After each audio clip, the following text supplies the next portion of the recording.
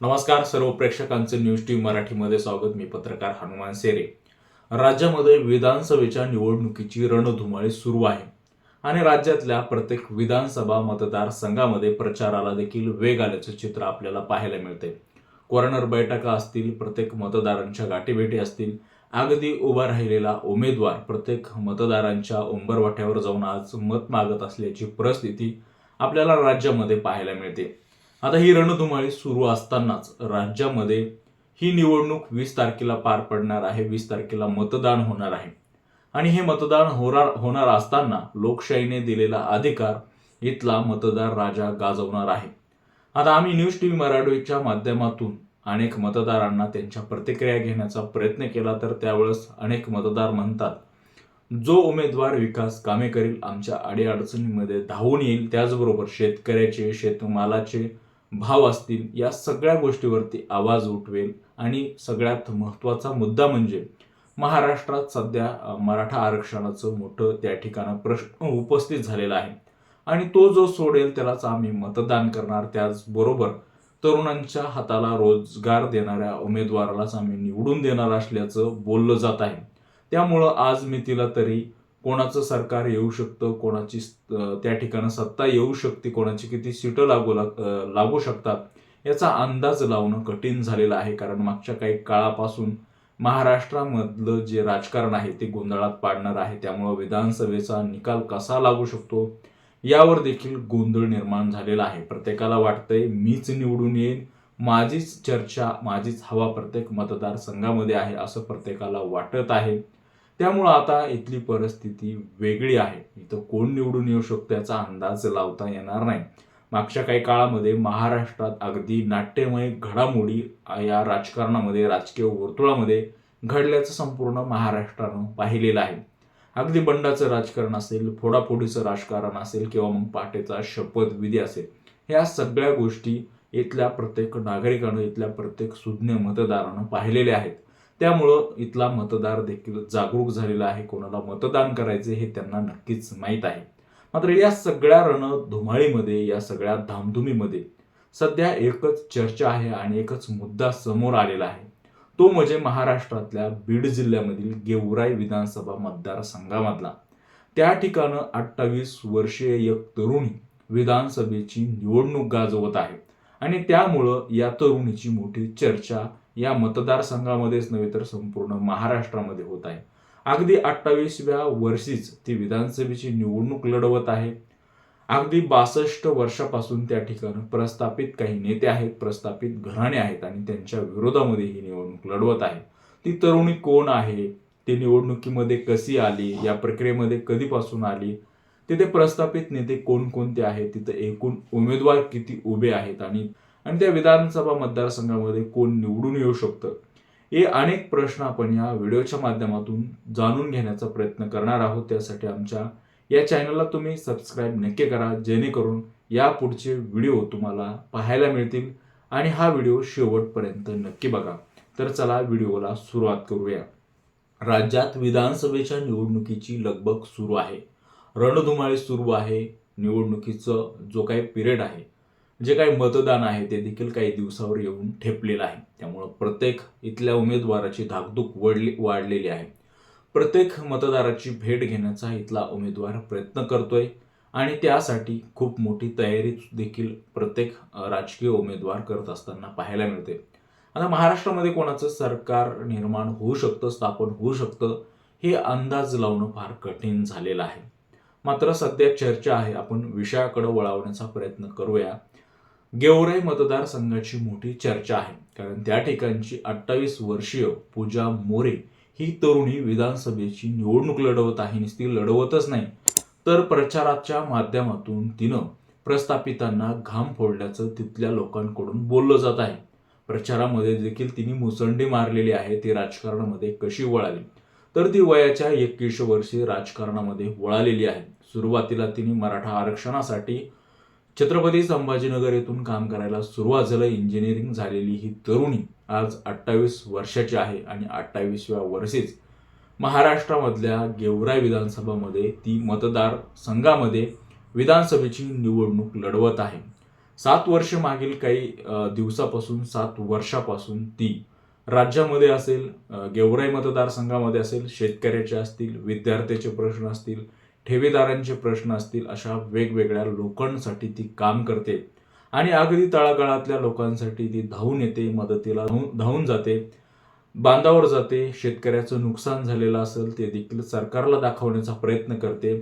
अनेक आंदोलनं तिने या दरम्यान 7 वर्षाच्या काळामध्ये केलेली आहे. एवढंच नाही तर शेतकऱ्यांचा 7/12 कोरा करण्यात यावा या मागणीसाठी तिने जालना येथे तत्कालीन मुख्यमंत्री देवेंद्र फडणवीस यांचा ताफा अडवला होता आणि सर्व शेतकऱ्यांचा 7/12 कोरा करा अशी मागणी केली होती. कांद्याच्या भावाच्या संदर्भात असेल, दुधाच्या भावाच्या संदर्भात असेल किंवा मग पिकाची नुकसान झालेले असेल, पीक विमा असेल, या सगळ्या गोष्टीवरती तिनं आवाज उठवलेला आहे. पेपर फुटी असेल, बेरोजगारी असेल, ठेवीदारांच्या ठेवी बंद पडलेल्या, मल्टीस्टेटमध्ये अडकलेल्या असलेल्या या सगळ्या गोष्टीवरती तिने आतापर्यंत आवाज उठवलेला आहे आणि त्यामुळं हिला शेतकरी कन्या असं नाव देखील राज्यामध्ये ओळखलं जाऊ लागलेलं आहे. पूजा मोरेनं हे आंदोलन करत असताना आतापर्यंत तिच्यावरती 5 गुन्हे राज्यातल्या वेगवेगळ्या पोलीस ठाण्यामध्ये दाखल झाल्याचं उघड झालेलं आहे. तिनं विधानसभेचा अर्ज दाखल केला आणि त्यावेळेस ही माहिती समोर आलेली आहे आणि अगदी 28 वर्षाची ही मुलगी विधानसभेच्या निवडणुकीच्या मैदानामध्ये रणसंग्राम गाजवत आहे आणि त्यामुळं संपूर्ण राज्यात या मुलीची चर्चा होत आहे. पूजाताई मोरे यांनी सुरुवातीला राजू शेट्टी यांच्याकडे काम केलं होतं. त्यानंतर त्यांनी छत्रपती संभाजीराजे यांच्या नेतृत्वाखाली देखील काम केलेलं आहे आणि परत अजितदादा पवार यांनी शरद पवार सोबत बंड केल्यानंतर त्यांनी शरद पवार यांच्या पक्षामध्ये देखील प्रवेश केलेला होता. मात्र त्यांना गेवराईमधून तिकीट न मिळाल्यामुळं पुन्हा त्यांनी छत्रपती संभाजीराजे यांच्या स्वराज्य पक्षामध्ये प्रवेश केलेला आहे आणि त्यांना या निवडणुकीसाठी महाराष्ट्र स्वराज्य पक्षाकडून त्या ठिकाणी उमेदवारी दिलेली आहे आणि 3ऱ्या आघाडीमधून त्या या ठिकाणी लढत आहेत, विधानसभा मैदान गाजवत आहेत. पूजा मोरे या सुरुवातीला पंचायत समिती सदस्य सुद्धा झालेले आहेत आणि त्यानंतर आता त्या डायरेक्ट विधानसभा निवडणूक लढवत आहेत.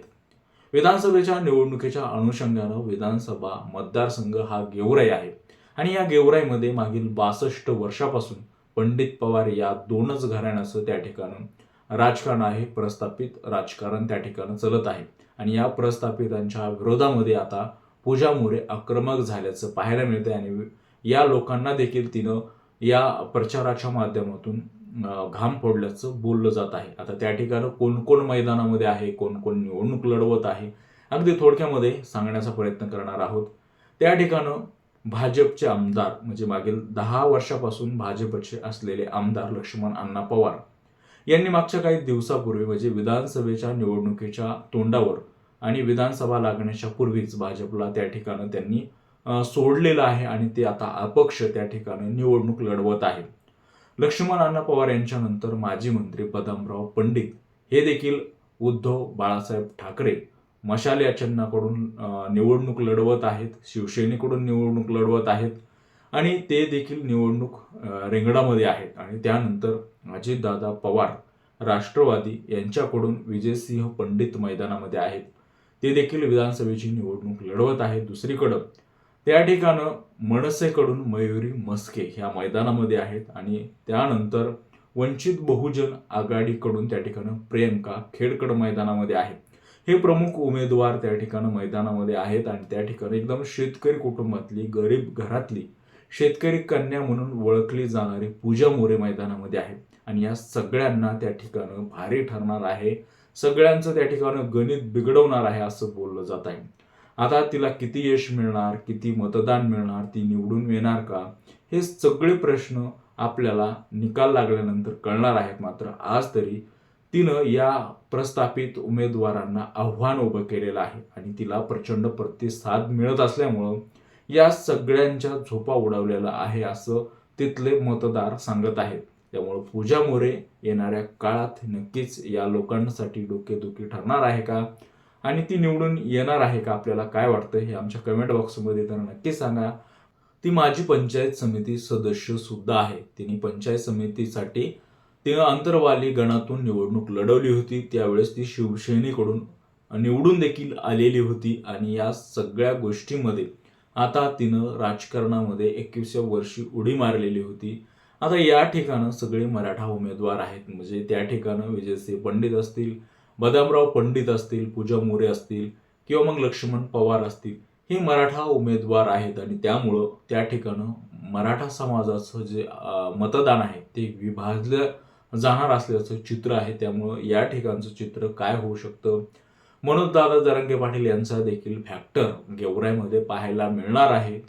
लोकसभेप्रमाणेच विधानसभेला देखील मराठा विरुद्ध ओबीसी असा सामना पाहायला मिळणार आहे, असं चित्र निर्माण होणार आहे, असं बोललं जात आहे. त्यामुळं कोण निवडून येणार गेवराईमध्ये अशी मोठी चर्चा असतानाच पूजा मोरे मात्र हिनं मैदान गाजवलेलं आहे. प्रचारामध्ये तिने मुसंडी मारलेला आहे आणि इतर उमेदवारापुढे तिने मोठं आव्हान उभा केलेलं आहे.